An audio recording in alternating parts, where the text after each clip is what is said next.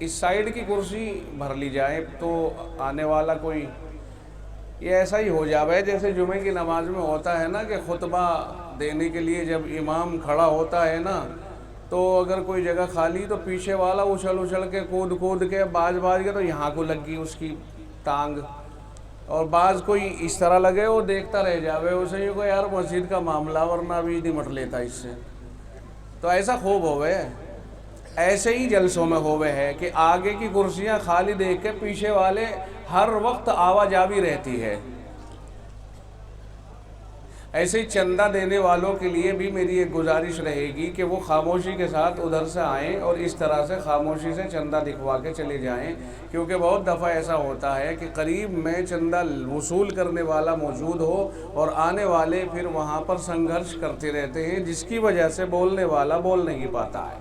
اور ہمیشہ آئندہ کے جلسوں میں بھی آپ حضرات سبھی یاد رکھیں کہ عموماً چندہ وصولی اور جنریٹر دونوں جو ہے تھوڑے فاصلے سے ہونے چاہیے۔ کبھی کبھی جنریٹر کو بھی کان میں ہی لگا دیں، بالکل ہی برابر بولتا ہے کان پہ ہی۔ یہاں تو بہت دور ہے، خیر یہاں تو ہمارے مولانا بہت پرسکون بیٹھے ہیں، میں تو انہیں داد دوں گا، ورنہ چندہ لینے والے اتنے چین سے نہیں بیٹھتے۔ تال میل اچھا دکھے کٹھور والوں کا اور مدرسے کا۔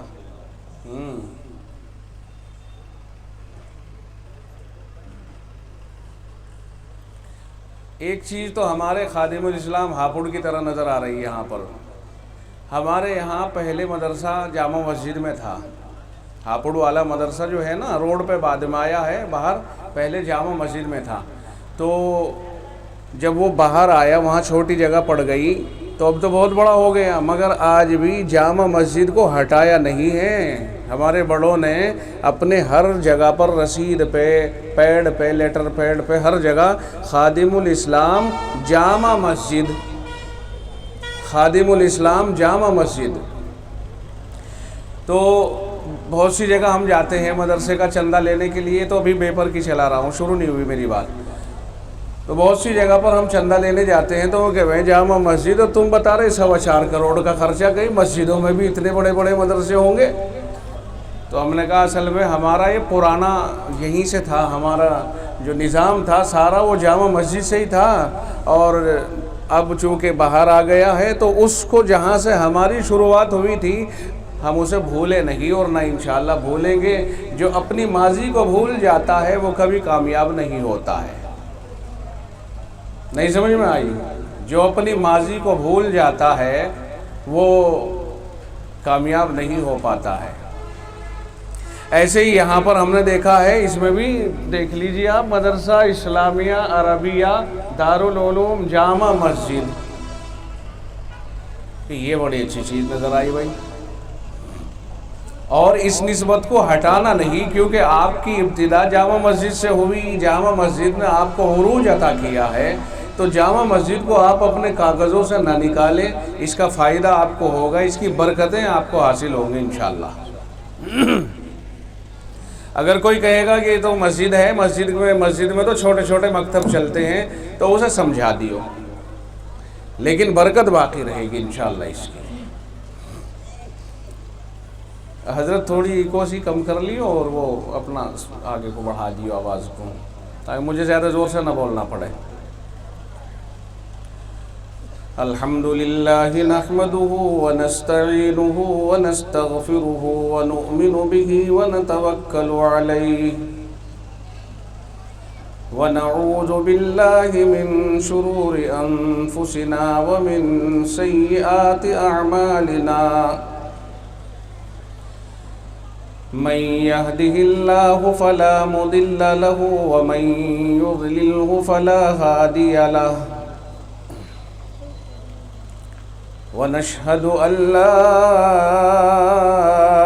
إله إلا الله وحده لا شريك له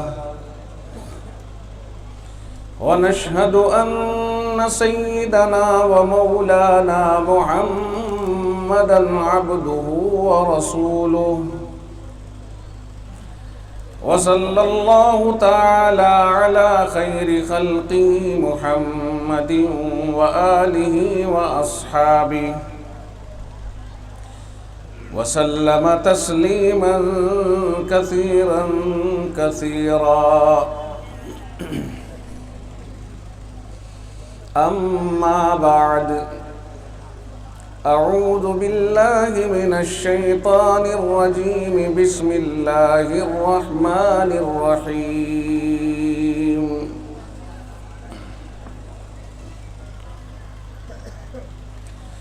واعتصموا بحبل الله جميعا ولا تفرقوا واذكروا نعمة الله عليكم إذ كنتم أعداء فألف بين قلوبكم فأصبحتم بنعمته إخوانا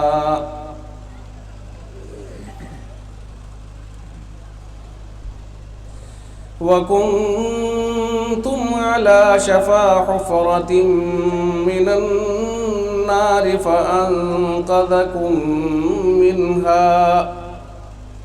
كذلك يبين الله لكم آياته لعلكم تهتدون.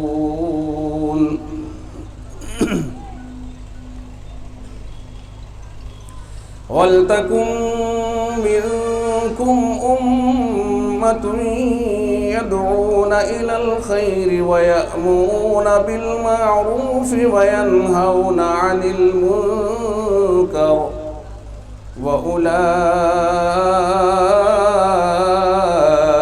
هم المفلحون. صدق الله مولانا العظيم.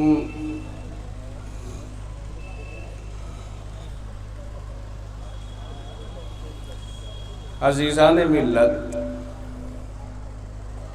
نوجوان ساتھیوں،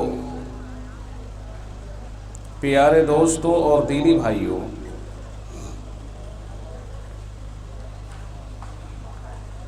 سب سے پہلے مبارکباد سبھی حضرات کو مجموعی طور پر، نہ میں کسی کا نام لوں گا کہ تھا مفتی صدام صاحب کو، ان کے رفقا کو اور ان کو سبھی کو مجموعی طور پر، کہ جنہوں نے اس ادارے کو اندر کی آبادی کی گھٹن سے اور وہاں کام کاج میں جگہ کی قلت کی دشواری کی وجہ سے، دشواری پیش آنے کی وجہ سے اس ادارے کو باہر نکالا، اور یہ الحمدللہ آج بڑے اداروں میں شامل ہے اور کام بھی اس کا معتبر ہے. یہاں کے جو پڑھے ہوئے بچے ہیں، چند بچے الحمدللہ خادم الاسلام ہاپوڑ میں پہنچے ہوئے ہیں، اور ان سے ہمیں اندازہ ہوا، پہلے سے بھی واقف تھے اگرچہ، لیکن اب تجربہ بھی ہو گیا مزید کہ تعلیم بہت اچھی ہے، مضبوط ہے، لگن کے ساتھ میں کام کر رہے ہیں. جائے وقوع بھی بہت اچھا ہے، چاروں طرف اس کے 3 طرف باغ ہیں، سامنے کی طرف شارع عام ہے، ہائی وے ہے. یہ بڑے مقدر کی بات ہے کہ کسی کو جائے وقوع اچھا مل جائے، ورنہ عام طور سے یہ ہاتھ نہیں آیا کرتا. جگہ بڑی مل گئی لیکن جائے وقوع نہیں ہے. مثلاً ہوا گاؤں کے پرلے کنارے کے اوپر، جہاں جاتے ہوئے بھی آدمی کو یہ پوچھنا پڑے بھئی کون سی گلی میں کو جاؤں، کدھر کو جاؤں. تو یہ جائے وقوع جو ہے نا، موقع، یہ بہت ہی اچھی چیز ہوتی ہے اور بہت بڑی اللہ کی نعمت ہوتی ہے. یہ تو تعلیمی اعتبار سے بھی مضبوطی ہے، اور تعمیر تو آپ حضرات دیکھ ہی رہے ہیں جو حسن و جمال تعمیر کے اوپر ہے، اور پھر جائے وقوع کے اعتبار سے بھی بہت اچھا. اللہ تعالیٰ کٹھور کے باشندوں کو اس انتخاب اور حسن انتخاب پر اللہ تعالیٰ اپنی طرف سے اپنی شایع نشان بدل عطا فرمائے. جنت کی شکل میں، اپنی رضا کی شکل میں اللہ تعالیٰ آپ سبھی حضرات کو اس کا اجر اور جزا عطا فرمائے. جتنا آپ حضرات اس کی طرف کو توجہ زیادہ دو گے اتنا ہی آگے بڑھے گا، اور در حقیقت ہم اور آپ یا جو اس وقت موجود ہیں وہ اللہ کو پیارے ہو جائیں گے، لیکن ہماری نسلیں جو بعد میں آنے والی ہیں وہ اس سے فیض اٹھائے گی، اور نام کٹھور کا چلتا رہے گا ہمیشہ، جب تک اللہ تعالیٰ کو منظور ہے یہ ادارہ اپنا فیض جاری رکھے گا، اور جو لوگ اس کی طرف متوجہ ہیں ان کی قبروں میں اللہ تعالیٰ اس کا فیض پہنچاتا رہے گا، انہیں اس کا فائدہ پہنچتا رہے گا۔ قبروں میں اللہ تعالیٰ اس کی نورانیت سے جو لوگ اس سے جڑے ہوئے ہیں انہیں محظوظ فرماتا رہے گا۔ خوش نصیب ہیں وہ لوگ جن سے اللہ تعالیٰ اپنے دین کا کام لے لے، چاہے افراد کے اعتبار سے یا مالیات کے اعتبار سے، رائے مشورے کے اعتبار سے، پیار و محبت کی جو ایک ترتیب ہوتی ہے، ہمدردی کے اعتبار سے، اللہ جس طرح بھی اپنے دین کے کام سے ہمیں جوڑ کر ہم سے کسی بھی درجے میں کوئی کام لے لے، ہر وہ آدمی جو کسی نہ کسی درجے میں جوڑ رکھتا ہے وہ خوش نصیب ہے۔ دنیا کو ختم ہونا ہے اور سدا کوئی نہیں رہا ہے، جانا ہے۔ ہم سے پہلے چلے گئے، ہمارے سامنے جانے والوں کی لائنیں لگی ہوئی ہیں، قطار در قطار جا رہے ہیں، اور ہمیں بھی جانا ہے، ہمارے بعد والوں کو بھی جانا ہے۔ یہاں یہ دنیا تو ختم ہونے ہی کے لیے پیدا ہوئی ہے، باقی رہنے کے لیے پیدا نہیں ہوئی۔ باقی رہنے کے لیے تو اللہ تعالیٰ نے آخرت کی زندگی کو رکھا ہے، اور اپنی رضا اور اپنی جنت اور اپنی جنت کی نعمتیں اور وہ باغ و بہار، وہ سب چیزیں ہیں جو ہمیشہ رہنے والی چیزیں ہیں، وہاں سے کبھی واپسی نہیں ہوگی۔ اس دنیا میں اللہ تعالیٰ نے ایک امتحان و آزمائش کے طور پر بھیجا ہے، وہاں ایک تھوڑی سی چوک ہو گئی تھی، بھول ہو گئی تھی۔ حضرت آدم علیہ السلام کو یوں فرمایا تھا اللہ نے کہ ساری جنت میں گھومتے پھرتے رہو، موج مستی کرتے رہو، لیکن یہ ایک پیڑ ہے اس کے پاس نہ جائیو۔ بس قرآن کریم کہتا ہے جی فنسی آدم علیہ السلام بھول گئے کہ اللہ تعالیٰ نے منع کیا تھا، اور وہیں پہنچ کر کے جو اس کا پھل تھا وہ کھا لیا۔ بس وہ کھانا تھا کہ اوپر سے نیچے پہنچے، اور جب نیچے آئے تو صاحب کھنڈرات کی دنیا، آفات و مصیبتوں کے بھری ہوئی دنیا، یہاں آ کر کے جنگلات۔ لیکن چونکہ پیغمبر تھے خدا کے، اللہ کے پیارے تھے، اس لیے کوئی نقصان دہ چیز انہیں نقصان نہیں پہنچا سکی۔ خیر یہ دنیا بسی آباد ہوئی، تو چونکہ جنت سے آئے تھے آدم علیہ السلام اور ہم سب انہی کی اولاد ہیں، تو بھائی جنت کی چسک ہمارے مزاجوں میں بھی ہے۔ آپ دیکھیے جو انسان کے علاوہ دیگر مخلوقات ہیں نا، انہیں جیسا اللہ نے کبھی ہزاروں سال پہلے پیدا فرمایا تھا، آج بھی وہ اسی حالت میں رہ رہے ہیں، اور انسان ہے کہ ہر وقت اسے ترقی کی طرف، ہر وقت میں آگے بڑھنے کی طرف اس کا رجحان رہتا ہے۔ اگر یہ مکان بنا لیا تو اب کہے گا کہ اس پر سیمنٹ ہو جائے، پھر ہو گیا تو کہے گا کہ صاحب پتائی بھی ہو جائے، پھر کہے گا کہ صاحب پنکھا لگنا چاہیے، پھر کہے گا نہیں اے سی لگنی چاہیے۔ کل ملا کر انسان کی کوئی حد رکی نہیں، بلکہ وہ چلم چل آگے بڑھ رہا ہے۔ تو یہ بہرحال دنیا جو ہے یہ یہاں رہنے کی چیز نہیں ہے، یہاں تو ہم ایک امتحان سے گزر رہے ہیں، اور آخر پھر وہی منزل ہے ہماری جہاں سے ہم چل کے آئے تھے۔ اور یہاں جب آ گئے تو لو صاحب آپ کو چند احکام دے دیے جائیں، تو اللہ تعالیٰ نے کچھ احکامات ہمارے اوپر عنایت کر دیے اور حکم دے دیا کہ صاحب اب آپ کو یہ کام کرنے ہیں، اب ان کاموں کو کرتے رہیے اور اللہ کو راضی کرتے رہیے، انشاءاللہ العزیز جہاں سے آئے تھے نعمتوں کی جگہ سے وہیں پہنچ جائیں گے۔ چند باتوں کا اگر دنیا کے اندر لحاظ کر لیا، اللہ تعالیٰ کو جو جنت اس نے بنائی ہے وہ کسی اور کو نہیں دینی ہے، دینی اسی کو ہے جو اللہ کا ماننے والا ہوگا۔ سمجھ رہے ہو جی؟ اللہ تعالیٰ اپنی بنائی ہوئی جنت کو انہی کو دے گا جو اللہ کو ماننے والا ہوگا، اور جو اللہ کو ماننے والا نہیں ہے، نافرمان کے لیے اللہ نے جنت نہیں بنائی ہے۔ اللہ نے جنت بنائی ہے فرما برداروں کے لیے۔ اطاعت اور فرما برداری یہ ہے اصل جنت کے وصول اور حصول کی چیز۔ اللہ کی اطاعت کرتے رہیں اللہ کی فرما برداری کرتے رہیں، انشاءاللہ العزیز ایک دن آئے گا، موت برحق ہے، اور اللہ کا فیصلہ انشاءاللہ لا الہ الا اللہ محمد الرسول اللہ صلی اللہ علیہ وسلم کا اقرار کرنے والوں کے لیے اور اس کے تقاضوں پر عمل کرنے والوں ہی کے لیے ہے۔ بات سمجھ میں آ رہی جی؟ جس نے اللہ کا کلمہ پڑھ لیا، رسول کو مان لیا، اور جو تقاضے ہیں اس کے اس کو مان لیا، اللہ تعالیٰ نے جنت انہی کے لیے پیدا فرمائی ہے۔ اور جس نے یہ کلمہ نہ پڑھا، اس کلمے پر یقین نہیں کیا اور اس کلمے کے تقاضوں سے وہ منہ پھیر کے رہا، تو پھر ایک دوسری چیز اس کے لیے بھی بنائی ہے، اللہ نے اس کے لیے جہنم بنائی ہے، جہاں سے کبھی واپسی نہیں ہوگی۔ بس دو ہی طبقے ہیں، دو ہی طبقے ہیں کھلے، تو جہنم ہے یا جنت ہے۔ اعراف سے ہمیں بحث نہیں ہے اس وقت میں، اس لیے ہم سب کی کوشش یہ رہنی چاہیے کہ اللہ تعالی ہمیں پہلی فرصت میں جنت میں جانے والوں میں شامل فرما لے۔ دیکھو جنت میں تو لا الہ الا اللہ محمد الرسول اللہ صلی اللہ علیہ وسلم کا پڑھنے والا جائے گا، ہر حال میں جائے گا، اگر وہ کلمے پر مرا ہے تو جائے گا، لیکن اگر پٹ کر کے گیا، سزا یافتہ ہو کے گیا، تو جہنم کی سزا کو آپ ہلکے میں مت لینا۔ خداوند عالم جہنم سے ہر کلمہ گو کی حفاظت فرمائے۔ جہنم کی سزا انتہائی سنگین ہے، بھیانک ہے۔ اگر جہنم کا ایک چھوٹا سا سوئی کے ناکے کے برابر ایک سوراخ دنیا کی طرف کھول دیا جائے تو یہ دنیا اس کی تپش کو برداشت نہیں کر سکتی ہے۔ بہت خطرناک مرحلہ ہے،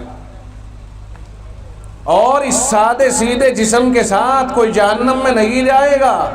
حدیثوں میں آتا ہے کہ اتنا بڑا جسم کر دیا جائے گا، اتنا بڑا کہ جبڑے میں سے ایک داڑھ اگر دیکھا جائے تو فرمایا احد پہاڑ کے برابر ہوگی، احد پہاڑ کے برابر ہوگی۔ اتنا بڑا جسم کیوں کیا جائے گا؟ تاکہ سزا اور مصیبت کو چکھے۔ چھوٹا سا بدن زیادہ دور تک نہیں لگے گی، اور زیادہ بڑا بدن ہوگا تو زیادہ دور تک آنچ لگے گی۔ اور سنو، قرآن کریم کہتا ہے کلما نضجت جلودہم بدلناہم جلودا غیرہا لیذوقوا العذاب۔ فرمایا یہ کھال جل جائے گی، فوراً دوسری کھال چڑھے گی، وہ جلے گی، فوراً نئی کھال چڑھے گی، وہ جلے گی، پھر نئی کھال چڑھے گی۔ اچھا اگر وہ جلی اور نئی کھال چڑھائی جا رہی ہے تو اس کا کیا فائدہ؟ فرمایا لیذوقوا العذاب، نئی کھال ہے، نیا عذاب، نئی کھال ہے تو عذاب محسوس کرنے میں بار بار اسے عذاب کا احساس زیادہ ہوگا۔ نئی کھال پر نیا درد، نئی تڑپ۔ اللہ تعالیٰ اس جہنم سے ہم سب کی حفاظت فرمائے۔ آقا نے ارشاد فرمایا کہ وہ جہنمی اتنے بڑے بدن والا ہوگا کہ یہ آنکھ اتنی بڑی ہوگی کہ اگر سمندری جہاز اس میں چلایا جائے تو چل جائے، اتنی بڑی آنکھ۔ روتے ہوئے زبان باہر نکل پڑے گی۔ فرمایا اتنی چوڑائی زبان کی ہوگی کہ اگر ایک گھڑ سوار ادھر سے چلے اور اس کنارے پر آئے، فرمایا اتنا طویل ترین سفر ہو جائے کہ صبح چلے تو شام تک اس کنارے تک پہنچ پائے۔ آج یہ فسانے محسوس ہوتے ہیں، احساس نہیں ہوتا ہے۔ ذرا ذرا سی باتوں کے اوپر ہم اتنے بڑے بڑے عذاب گھر سے اور اتنی مصیبتوں کے گھر سے غافل رہتے ہیں، اور یہ اندازہ نہیں کر پاتے ہیں کہ کتنی مصیبت وہاں کھڑی ہو سکتی ہے۔ ہمیں جانا وہی ہے، یا سمت ہماری جنت ہوگی یا سمت ہماری جہنم ہوگی، یہ تو طے ہے۔ اللہ کی پکڑ سے کوئی بچ نہیں پائے گا۔ آج کوئی ظالم کی مدد کے لیے آ جائے پیچھے سے اپنی طاقتوں کے ساتھ،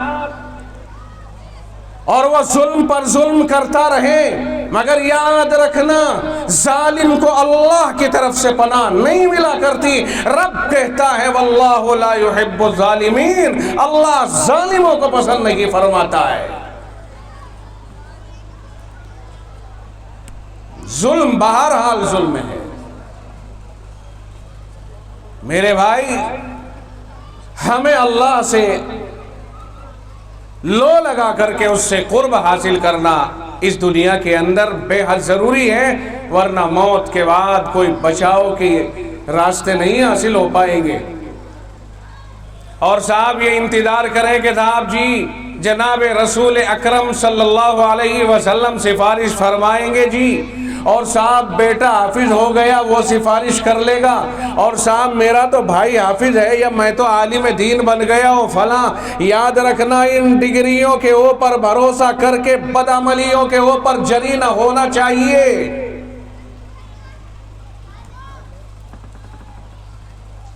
بلا شبہ آقا رحمت صلی اللہ علیہ وسلم سفارش فرمائیں گے، لیکن سفارشوں کا وقت بھی تو ہوگا، حالات بھی تو ہوں گے۔ سفارش کے یہ معنی ہرگز نہ سمجھے کہ کسی کو عذاب کی طرف جانے ہی نہیں دیا جائے گا۔ یہ قرآن و سنت کی تصریحات کے بالکل خلاف ہے یہ سوچ،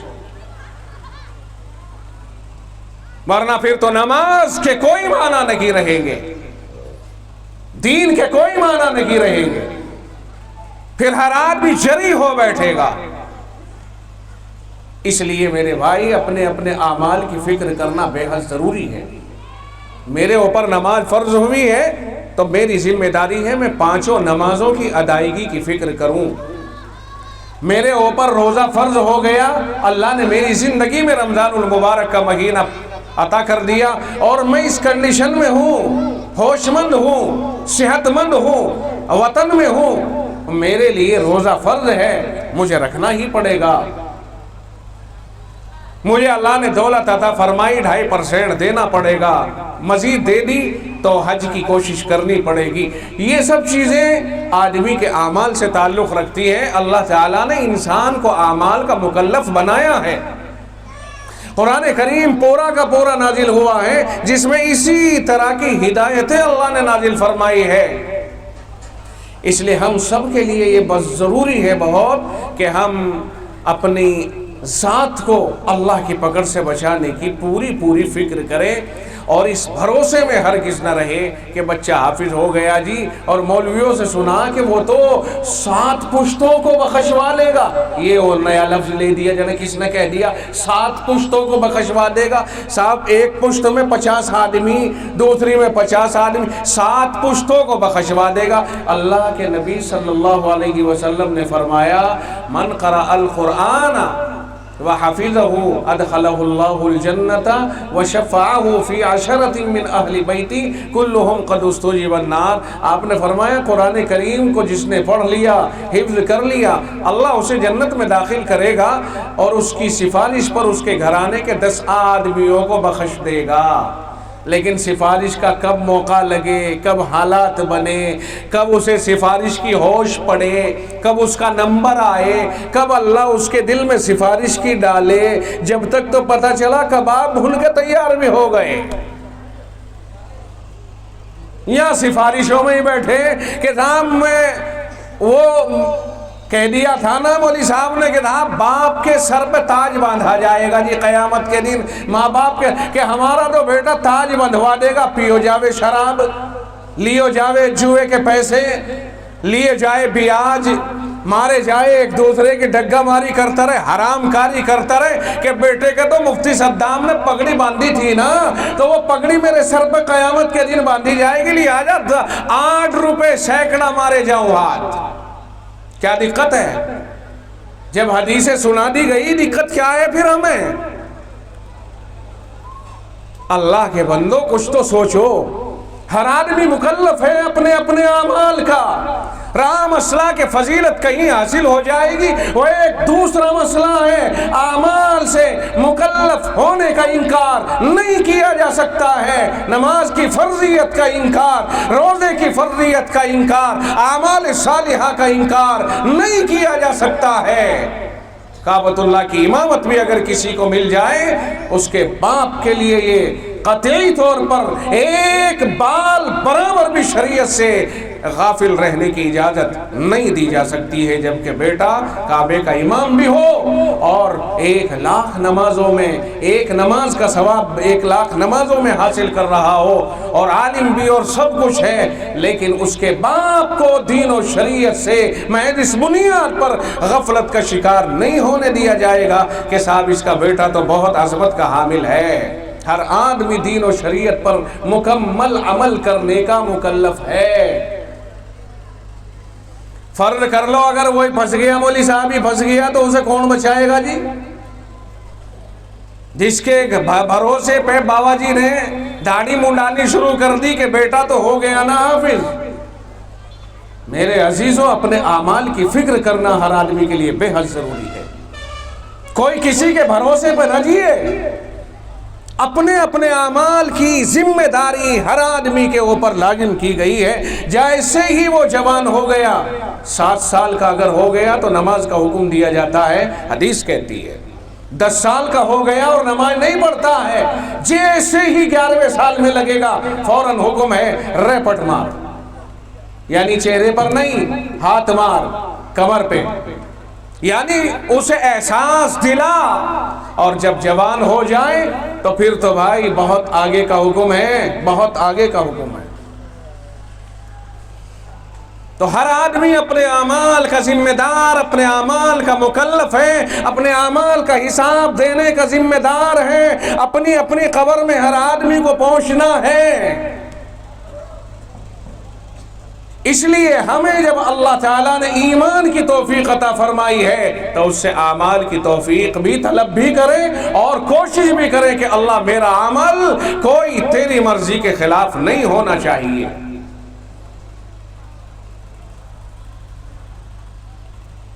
آپ حضرات سمجھدار ہیں، اور کٹھور کے لوگ تو اور زیادہ سمجھدار ہیں الحمدللہ، میں تو انہیں بہت سمجھدار سمجھتا ہوں۔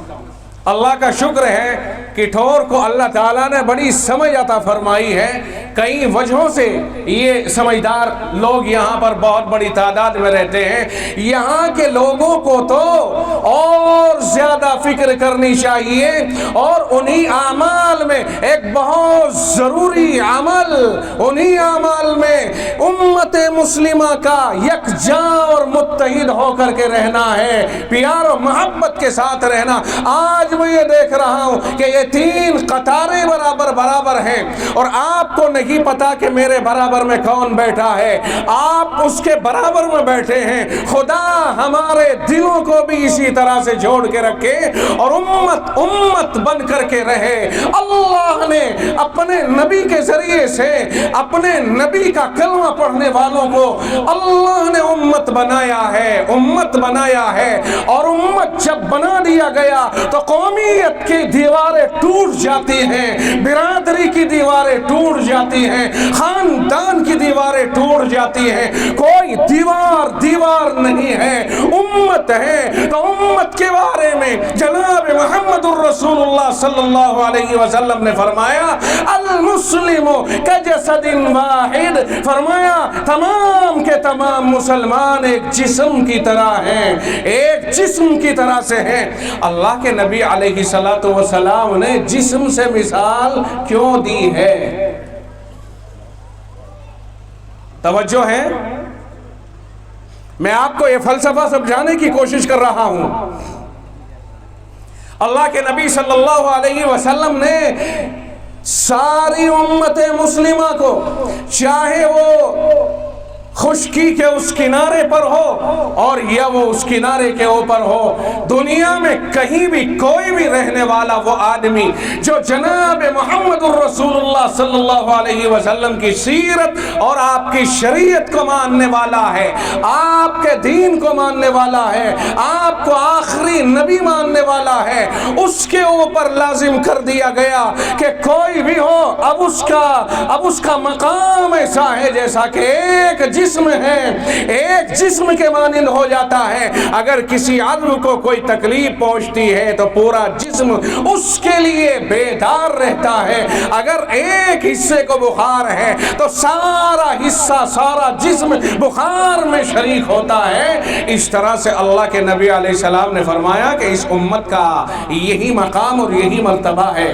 کہ آپ کو سمجھ میں آتا ہے، اپنی عقل پر زور دینے سے سمجھ میں آتا ہے کہ اللہ کے نبی علیہ السلام نے فرمایا، توجہ رہے، آقا نے ارشاد فرمایا کہ تمام مسلمان ایک جسم کی طرح ہیں۔ اس کو سمجھیے، تھوڑا میں کھولتا ہوں، ایک پوری امت ایک جسم کی طرح ہے۔ تو اس کا مطلب یہ ہوا کہ اگر میری انگلی میں چوٹ لگ جائے، مانا کہ میں کوئی چیز کاٹ رہا تھا، اسے چاقو نے میری انگلی کو کاٹ دیا، اس وقت میں میری انگلی کہے گی کہ مجھے علاج کی ضرورت ہے، تو میرا پورا جسم اس انگلی کے تابع ہو جائے گا۔ پیر میری اس انگلی کے لیے، آنکھیں میری اس انگلی کے لیے، زبان اس انگلی کے لیے، ہر چیز، پورا جسم، پوری باڈی ایک انگلی کی تکلیف کو محسوس کرتے ہوئے، حالانکہ چوٹ ایک انگلی میں لگی ہے، کٹ ایک انگلی میں لگا ہے،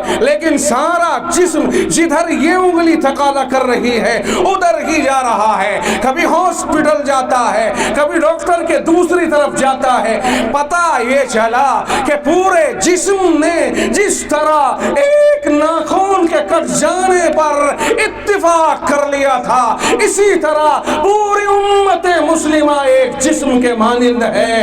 ایک کی ضرورت ہر ایک کی ضرورت ہے۔ بات سمجھ میں آ رہی کہ نہیں آ رہی ہے آپ کی؟ ایک کی ضرورت، ہر ایک کی ضرورت ہے۔ کوئی ایک ضرورت مند ہو، ہر ایک اس کے لیے دل ملا اٹھتا ہے۔ یہ پورے جسم کی مثال دینے کے یہ معنی ہے۔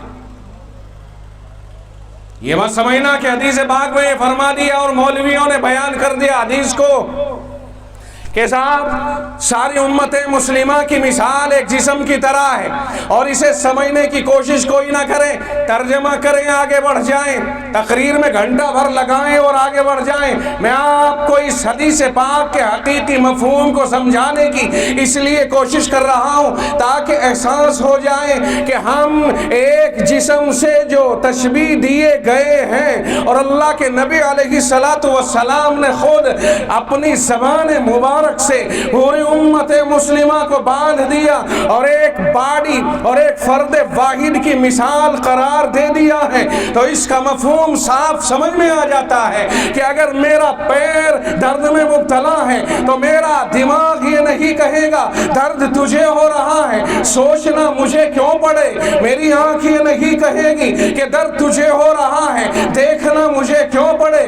میرا قلب یہ نہیں کہے گا درد تجھے ہو رہا ہے، میرے اندر کیوں جذبہ پیدا ہو۔ میرا ہاتھ یہ نہیں کہے گا کہ ٹانگ درد تو تجھے پیدا ہو رہا ہے، میں کیوں تیرے لیے اپنے آپ کو کھپاؤں۔ پورا جسم پیر کا بائیکاٹ نہیں کر سکتا ہے، پورا جسم انگلی کا بائیکاٹ نہیں کر سکتا ہے، بلکہ کوئی بے وقوف سے بے وقوف بھی یہ نہیں سمجھ سکتا ہے کہ اگر درد انگلی میں ہو تو جسم ہی نہیں کہے گا مجھے تو نیند آ رہی ہے، میں کیا کروں، کل صبح چلیں گے، ابھی تو مجھے سونا ہے۔ نہ انگلی کے لیے پورا جسم متحرک ہو جائے گا۔ یہ تشبیہ دینے کے یہ معنی ہے کہ پوری دنیا کا کلمہ گو ایک جسم کے مانند ہے۔ ہماری سمتیں الگ نہیں ہو سکتی ہیں، ہماری رائے جدا نہیں ہو سکتی ہیں، ہماری سوچ جدا نہیں ہو سکتی ہے، ہم وہی سوچیں گے جو انگلی کا تقاضا ہوگا، لہذا اس سے ہمیں سبق حاصل کرنا ہوگا۔ وہ قرآن کریم بھی توجہ دلا رہا ہے، رب کہتا ہے وَاعْتَصِمُوا بِحَبْلِ اللَّهِ جَمِيعًا، اور لوگو اللہ کی رسی کو مضبوط پکڑ لو، اللہ کی رسی کو مضبوط پکڑ لو، وَاعْتَصِمُوا بِحَبْلِ اللَّهِ جَمِيعًا وَلَا تَفَرَّقُوا، اور آپس میں انتشار میں مبتلا ہو کر کے زندگی نہ گزارو، وَلَا تَفَرَّقُوا وَاذْكُرُوا نِعْمَةَ اللَّهِ عَلَيْكُمْ، اور یاد کرو اللہ کی وہ نعمت جو تمہارے اوپر اللہ نے نثار فرمائی ہے۔ اِذْ كُنْتُمْ أَعْدَاءً، جب تم آپس میں دشمن تھے، کب؟ جناب مصطفیٰ کائنات کی بعثت سے پہلے رب کہتا ہے جب تم دشمن تھے آپس میں، یہ اور اوس و خزرج کی طرف اشارہ ہو رہا ہے۔ اِذْ كُنْتُمْ أَعْدَاءً فَأَلَّفَ بَيْنَ قُلُوبِكُمْ، اللہ نے تمہارے دلوں کے اندر الفت اور محبت پیدا فرما دی۔ فَأَلَّفَ بَيْنَ قُلُوبِكُمْ فَأَصْبَحْتُمْ بِنِعْمَتِهِ إِخْوَانًا، تم اللہ کے فضل و کرم سے آپس میں بھائی بھائی بن گئے، ورنہ تو وَكُنْتُمْ عَلَى شَفَا حُفْرَةٍ مِّنَ النَّارِ، تم تو آگ کے اور جہنم کے کنارے پر پہنچ چکے تھے۔ فَأَنْقَذَكُمْ مِنْهَا، اللہ نے تمہیں اس سے بچایا۔ وَكُنْتُمْ عَلَى شَفَا حُفْرَةٍ مِّنَ النَّارِ فَأَنْقَذَكُمْ مِنْهَا، اللہ نے تمہیں بچا لیا جہنم سے۔ كَذَلِكَ يُبَيِّنُ اللَّهُ لَكُمْ آيَاتِهِ لَعَلَّكُمْ تَهْتَدُونَ، ایسے ہی اللہ تمہارے سامنے اپنی آیتوں کو بیان کرتا ہے تاکہ تم ہدایت پر آ جاؤ، راستہ پا جاؤ، راستے پر آ جاؤ۔ آیت کریمہ کا ترجمہ میں نے آپ کے سامنے کیا ہے، مختصر سا اس کا مفہوم آپ کے سامنے پیش کر دیا جائے۔ رسول رحمت صلی اللہ علیہ وسلم کے زمانے میں آپ کی آمد سے پہلے دو قبیلے جنہیں اوس اور خزرج کہا جاتا ہے بہت جھگڑتے تھے، اور کئی سو سال سے، بلکہ کتابوں میں لکھا ہے کہ 1000 سال سے مسلسل جھگڑے کرتے چلے آ رہے تھے۔ اب یہاں آنے کے بعد انہیں اس بات کا پتہ چل گیا تھا یہودیوں سے کہ صاحب ایک پیغمبر آئے گا، جناب محمد الرسول اللہ صلی اللہ علیہ وسلم کی پیشین گوئی چونکہ تورات اور انجیل میں موجود تھی، تورات میں موجود تھی، تو تورات کی پیشین گوئیوں کو وہ سب پڑھتے تھے اور یہ سمجھتے تھے کہ نبی کے ساتھ جو رہے گا اللہ تعالیٰ اس کا ساتھ دیتا ہے، اس لیے ہم نبی کے ساتھ پہلے ایمان لا کر کے اور اپنے دشمنوں پہ غلبہ حاصل کریں گے۔ اس انداز سے ان کی فکر چلی آ رہی تھی۔ جہاں تک یہودیوں کا تعلق ہے تو یہودی تو لڑانے کا پہلے سے ہی کام تھا، پرانا دھندا ہے ان کا، پرانا دھندا ہے لڑانے کا۔ اوس و خزرج کو لڑا کر کے حکمرانی اپنے ہاتھ میں رکھتے، دولت پر اپنا قبضہ، دولت پر آج بھی یہود کا قبضہ ہے۔ عیسائی چاہے کتنا ہی سہندرا بنتا رہے لیکن یہود کا قبضہ ہے، عیسائی آلے کار بن رہا ہے یہود کا۔ مجھے اس سمت میں بیان نہیں کرنا ہے، میں بتانا آیت کا پس منظر یہ چاہ رہا تھا کہ جناب محمد الرسول اللہ صلی اللہ علیہ وسلم کی آمد ہوئی، اللہ نے آپ کو مکہ مکرمہ سے مدینہ منورہ ہجرت کرائی، اور وہاں پر مدینہ منورہ کے باشندوں نے آقا کو قبول فرمایا اور آپ کے اوپر ایمان لائے، اور اللہ نے اسی کی طرف اشارہ فرما دیا ہے کہ تم اللہ کی رسی کو مضبوط پکڑ لو، یعنی شریعت کو، قرآن کریم کو۔ اللہ نے اپنی رسی سے مراد قرآن کریم کو لیا ہے کہ دنیا تباہی کا مرکز بنی ہوئی تھی، اللہ نے قرآن بھیجا۔ اب اسے سمجھو جیسے کوئی کنویں میں گر جائے اور وہاں رسی ڈالی جائے اور اسے کہے رسی کو مضبوط پکڑ لے، پھر وہ کھینچنے والا کھینچے تو کنویں میں سے ایک آدمی باہر آ جائے گا کہ نہیں، بچ جائے گی کہ نہیں جان۔ اسی طرح جہنم کا گڑھا بنی ہوئی تھی دنیا، اللہ نے محمد الرسول اللہ کو مبعوث فرما کر ان پر قرآن کریم نازل فرمایا۔ اللہ نے اسی کو اپنی رسی قرار دیا، کہا اسے پکڑ لو مضبوطی کے ساتھ، یعنی عقیدہ اس پہ رکھو کہ یہ سچ ہے اور عمل میں اس کو لے آؤ، کھینچ کر کے یہ وہیں لے جائے گی جہاں سے آئی ہے، اور آیا ہے قرآن کریم اللہ کے پاس سے، لہذا جو قرآن سے جڑے گا وہ اللہ ہی سے جا ملے گا باعزت طریقے پر۔ بات سمجھ میں آئی جی؟ اللہ نے ارشاد فرمایا کہ تم تو آپس میں دشمنی کی بنیاد پر جہنم کے قریب پہنچ چکے تھے، اللہ نے رحم فرمایا، نبی مرسل کو مبعوث فرمایا اور قرآن انہیں عطا فرمایا، پھر تم نے اس پہ عمل کر لیا، تمہیں اللہ نے توفیق دے دی اور تم پر اللہ تعالیٰ نے اپنی خاص عنایت، خاص رحمت کا نزول فرمایا اور تمہیں جہنم سے بچا لیا۔ اللہ تعالیٰ نے انہیں شرف صحابیت عطا فرمایا۔ کہاں تو بربادی کے کنارے پر پہنچے ہوئے تھے اور کہاں قرآن سے جڑے اور آقا رحمت کے دامن سے جڑے، اور کہاں پھر اللہ نے انہیں شرف صحابیت سے نوازا۔ اور صحابی ہونے کا شرف اتنا بلند و بالا ہے کہ ادنا درجے کا کوئی صحابی ہو اور اعلیٰ درجے کا کوئی صحابہ کے بعد کا آدمی ہو، یہ سب سے اعلیٰ درجے کا آدمی صحابی کے گرد پا کے برابر نہیں پہنچ پائے گا۔ ادنا درجے کا صحابی اتنا اونچا مقام رکھتا ہے، اللہ تعالیٰ نے پھر انہیں شرف صحابیت سے نوازا۔ اللہ کے نبی صلی اللہ علیہ وسلم کے سامنے ایک بات عرض کر دوں کہ صحابہ کرام نے ایک سوال رکھا تھا، سن لیجئے ذرا اور بہت گہرائیوں کے ساتھ اور دل کی گہرائیوں کے ساتھ سن لینا ذرا اچھی طرح سے۔ اللہ کے نبی علیہ السلام سے یہ پوچھا گیا تھا، یا رسول اللہ، ایک آدمی عالم ہے، عالم، چونکہ اللہ کے نبی علیہ السلام نے فضیلت بیان فرمائی تھی، صحابہ کرام نے یہ پوچھا، اللہ کے رسول ایک آدمی عالم ہے اور ایک آدمی عالم نہیں بلکہ عبادت گزار ہے، عبادت گزار، دونوں کا فرق سمجھ میں آ گیا ہے؟ ایک آدمی تو وہ ہے جو عالم دین ہے اور دوسرا آدمی وہ ہے جو عالم نہیں لیکن عبادت بہت دھیان سے کرتا ہے، وہ تہجد، اشراق، اوابین، تسبیحات، بزرگوں سے وابستگی، تعلقات، یہ ساری کی ساری چیزیں اس میں بدرج اتم ہیں لیکن عالم نہیں ہے۔ اللہ کے نبی علیہ السلام سے پوچھا، یا رسول اللہ آپ یہ فرما دیجئے کہ ایک عالم اور ایک غیر عالم ہے، مگر غیر عالم تو ہے وہ عبادت بہت کرتا ہے، اللہ کے نبی ان دونوں میں کون افضل ہے؟ سن لینا اسے بڑے دھیان سے، بڑا کام آئے گا یہ۔ اللہ کے نبی علیہ السلام سے معلوم کیا، یا رسول اللہ ایک عالم ہے اور ایک عالم نہیں، بس وہ عبادت گزار ہے، کوئی عبادت تو نہیں چھوڑتا۔ آقا نامدار سے پوچھا، یا رسول اللہ ان میں افضل کون ہے؟ آپ نے فرمایا، اچھا تم عالم کے مقابلے عبادت گزار کے بارے میں پوچھتے ہو کہ افضل کون ہے؟ فرمایا سنو، فضل العالم علی العابد کفضلی علی ادناکم، فرمایا عالم کی فضیلت عبادت گزار پر ایسی ہے جیسی میری محمد الرسول اللہ کی فضیلت تم میں سے ادنا درجے کے آدمی کے اوپر ہے۔ نہیں آیا سمجھ میں؟ یوں سمجھ رہے کہ مولوی ہے تو مولویوں کی تعریف کر رہا، میں نہیں، میرے مصطفیٰ نے ارشاد فرمایا ہے۔ مسلمان کی ذمہ داری ہے اور مومن کی ذمہ داری ہے آقا کی باتوں پہ یقین لانا۔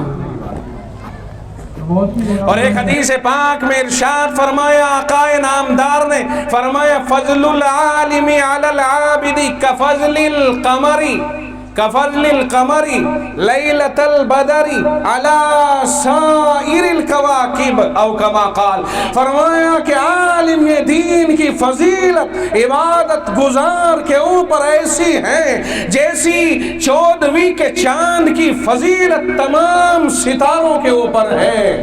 آپ جانتے ہو چودھویں کا چاند جب طلوع ہوتا ہے تو ستارے دست بستہ غائب ہو جاتے ہیں، موجود تو ہوتے ہیں لیکن اپنی روشنی ان کی کوئی کام نہیں آتی ہے، اس طرح سے دباؤ مان جاتے ہیں وہ چودھویں کے چاند کا۔ آسمانوں کو دیکھنا، اب تو تمہارے یہاں لائٹیں بہت ہو گئی، کون چودھویں کے چاند کو دیکھتا ہے؟ کئی سال ہو گئے جی چودھویں رات کا چاند دیکھے ہوئے؟ ایمانداری سے بتائیے ذرا۔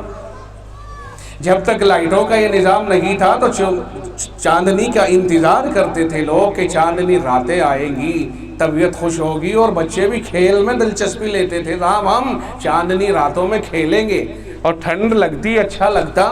لیکن اب تو جب سے لائٹوں کا نظام بنا ہے تو چاند کی طرف کو توجہ ہی کوئی نہیں دے رہا ہے۔ آقا نامدار کے ارشاد فرمانے کا مقصد سمجھنے کی کوشش کریں۔ آپ نے ارشاد فرمایا عبادت گزار، عبادت کرنے والا اعلیٰ درجے کا، ہائی کوالٹی کا عبادت کرنے والا ہو، اور ایک طرف کوئی عالم دین ہو، اس میں اتنا فرق ہے جتنا 14ویں کے چاند میں اور آسمان کے تاروں میں فرق ہے کہ جب 14ویں رات کا چاند طلوع ہوتا ہے تو آسمانوں پہ تارے باوجود ہے کہ ہوتے ہیں اور پوری بھیڑ ہوتی ہے، لیکن ان تاروں کی روشنی کہیں 1 انچ بھی باہر نہیں نکل پاتی ہے، وہ تو چاند کے سامنے قائم۔ اگر آپ دیکھیں کہ چاند نگی ہے، چاند غروب ہو گیا، رات کی تاریکی میں تارے نکلے ہوئے ہیں، آسمان پورا بھرا ہوا ہے، لیکن کیا آپ جانتے ہو کہ ان تاروں کی روشنی زمین کے اوپر آتی ہے؟ نہیں آتی، زمین تاریک رہتی ہے، اندھیری رہتی ہے، اور چاند اکیلا نکلتا ہے۔ عرب ہاں عرب تارے، خرب ہاں خرب تارے، کوئی زمین تک روشنی پہنچانے میں کامیاب نہیں ہو پا رہا ہے، مگر تنے تنہا چاند نکلا، اکیلے چاند نے ان تاروں کی روشنی کو بھی غائب کیا اور زمین کو بھی منور کیا۔ معلوم ہوا عبادت گزاروں کی اگر بھیڑ لگی ہوئی ہو اور وہ عالم نہ ہو تو دنیا کو ان سے فیض اتنا ہی ہو پائے گا بس جتنا آسمان کے اوپر نکلنے والے تاروں سے ہو رہا ہے۔ اندھیری ان سے دور نہیں ہوئی ہے، تاریکی ان سے دور نہیں ہوئی ہے، مگر تنہا ایک چاند نکل کر کے آیا، 14ویں کا چاند نکل کے آیا، اکیلے نے دنیا کو منور کر دیا۔ اشارہ اس طرف ہے کہ ایک عالم دنیا کی ہدایت کا سامان بن جائے گا، اور غیر عالم خود اپنے کو ہی بچا لے وہی کافی ہے۔ بات مجھے لگتا ہے شاید آپ کی سمجھ میں نہیں آئی۔ یہ سارے تارے اندھیرا دور نہیں کر پاتے، مگر وہ اکیلا چاند پوری دنیا کو منور کر دیتا ہے۔ معلوم ہوا کہ ایک عالم بھی اگر ہوگا، مجدد الفسانی کی تاریخ اٹھائیے، میں کیا تاریخ بتاؤں، مجدد الفسانی یعنی شیخ احمد سرہندی رحمت اللہ علیہ اکیلا تھا، اکبر کا زمانہ تھا، پوری دنیا کا حال جو تھا وہ دنیا جانتی ہے، مگر تنے تنہا اکیلے نے وقت کے جابر سلطان کی آنکھ میں آنکھ ڈال کر کے بات کی ہے۔ سلطان کو بالآخر جھکنا پڑا اور اللہ کے دین کو سر بلندی عطا ہوئی۔ قرآن کہتا ہے وَأَنْتُمُ الْأَعْلَوْنَ إِن كُنْتُم مُؤْمِنِينَ، بلندیاں تمہارا مقدر ہے، شرط ہے ایمان میں مضبوطی۔ الاسلام یعلو ولا یعلا، اسلام سربلند ہونے کے لیے آیا ہے، اسلام مغلوب ہونے کے لیے نہیں آیا۔ اللہ نے اسلام کے لیے سربلندی مقدر فرمائی ہے۔ وقت کے اعتبار سے آپ اسلام کی مثال ایسے سمجھیے جس طرح سے کوئی تیز آندھی میں پیڑ کی شاخیں لچک کھا کے جھک جاتی ہیں مگر پھر آندھی ٹل جانے کے بعد اوپر ہو جاتی ہیں، اسی طرح اسلام وقتی طور پر اگر کوئی معاملہ آیا تو ایسا محسوس ہوگا جیسا کہ اسلام پر خطرہ منڈلا رہا ہے، مگر یاد رکھیے دور حاضر کے مسلمانوں اور دور حاضر کی طاقتیں کہ اسلام کو دنیا کی کوئی طاقت نہ آج تک مغلوب کر سکی ہے اور نہ ہی انشاءاللہ مغلوب کر سکے گی۔ اللہ نے اسلام کو وہ سربلندی عطا فرمائی ہے۔ اللہ تعالی ہم سب کی حفاظت فرمائے اور ہم سب کے اعمال کی بھی حفاظت فرمائے۔ اپنے عقیدوں کو بہت مضبوط رکھنے کی ضرورت ہے کہ دنیا کہیں بھی چلی جائے، ساری دنیا کسی کے کنٹرول میں آ جائے، جسے اللہ نے لا الہ الا اللہ کی دولت سے نواز دیا ہے، خدا کی قسم اس کا کوئی مقابل نہیں ہو سکتا ہے۔ میں اپنے وقت کو ختم سمجھ رہا ہوں اور 2-4 منٹ کے بعد میں اس کرسی سے اتر کے ادھر جا کے بیٹھوں گا، لیکن یہ 2-4 منٹ میری بہت خاص بات بتانے کے لیے ہیں۔ آپ اس ساری کی ساری دنیا کی ویلو اور اوقات اس سے اندازہ لگائیے کہ جناب محمد الرسول اللہ صلی اللہ علیہ وسلم نے یوں فرمایا تھا، ابو داؤد شریف کی روایت ہے، آپ نے ارشاد فرمایا تھا لو كانت الدنیا تعدل عند اللہ جناح بعوضہ الی آخر الحدیث۔ آقا نے ارشاد فرمایا تھا اگر یہ ساری کی ساری کائنات اللہ کی نگاہوں میں ایک مچھر کے پر کے برابر بھی ہوتی، سن رہے ہو کہ نہیں سن رہے ہو؟ اگر یہ ساری دنیا ایک مچھر کے پر کے برابر بھی ہوتی اللہ کی نگاہوں میں اپنی حیثیت اور اوقات کے اعتبار سے، فرمایا کسی اللہ کے دشمن کو ایک گھونٹ پانی بھی میسر نہ آتا، لیکن چونکہ اس پوری دنیا کی ویلو ہی کوئی نہیں ہے، اس لیے میں سمجھتا ہوں ایک طرف تو آپ پوری دنیا کی قیمت لگائیے، لگاؤ پوری دنیا کی قیمت کتنی ہو سکتی ہے، آؤ رب ذوالجلال کی بارگاہ میں فیصلہ رب کرے گا، رب کی طرف سے محمد الرسول اللہ صلی اللہ علیہ وسلم کی زبان مبارک کا استعمال کرایا گیا، فرمایا نہیں اس کی تو کوئی ویلو ہی نہیں۔ اور ایک طرف ایمان ہے، اگر دنیا میں صرف اللہ کہنے والا بھی باقی رہے گا اسی کی برکت سے پوری دنیا بچی رہے گی، اور جب وہ بھی نہیں رہے گا تو اس دنیا کی تباہی کا فیصلہ ہو جائے گا۔ یہ ہے ایمان اور یہ ہے دنیا، اس لیے میرے بھائی جڑ کر مل جل کر کے رہے، اللہ تعالی ہماری حفاظت فرماتا رہے گا۔ قرآن کی ایک آیت کا اگلی کا ترجمہ کر کے میں بات کو ختم کروں، رب نے فرمایا وَلْتَكُمْ مِنْكُمْ أُمَّةٌ، تم میں ہر وقت میں ایک ایسی جماعت رہنی چاہیے، یدعون الی الخیر، جو بھلے کاموں کی دعوت دیتی رہے، وَيَأْمُرُونَ بِالْمَعْرُوفِ، اچھے کاموں کو بتاتی رہیں، وَيَنْهَوْنَ عَنِ الْمُنْكَرِ، برائیوں سے روکتی رہیں، وَأُولَئِكَ هُمُ الْمُفْلِحُونَ، اگر یہ لوگ اچھائیوں کو پھیلانے والے اور برائیوں کو روکنے والے رہیں گے، فرمائے یہی لوگ ہیں کامیاب ہونے والے۔ اللہ تعالیٰ سے دعا ہے اللہ تعالیٰ ہمارے درمیان ایسے افراد کو ہمیشہ محفوظ رکھے، باقی رکھے، اور ہمیں بھی اللہ تعالیٰ ہمیشہ اپنے اعمال کا محاسبہ کرنے کی توفیق عطا فرماتا رہے۔ وآخر دعوانا الحمدللہ رب العالمین۔